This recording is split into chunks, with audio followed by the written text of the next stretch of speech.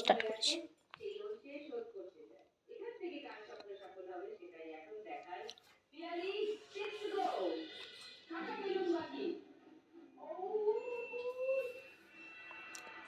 তো hello everyone, সবাইকে জানাই শুভ সন্ধ্যা। তো আজকে সারাদিনে তোমাদের সাথে কোনো সেরকম ব্লগ শুরু করতে শেয়ার করতে পারিনি, কারণ আজকে আমার একটা দরকারি হচ্ছে কাজে, আর অনেক কি বলবো,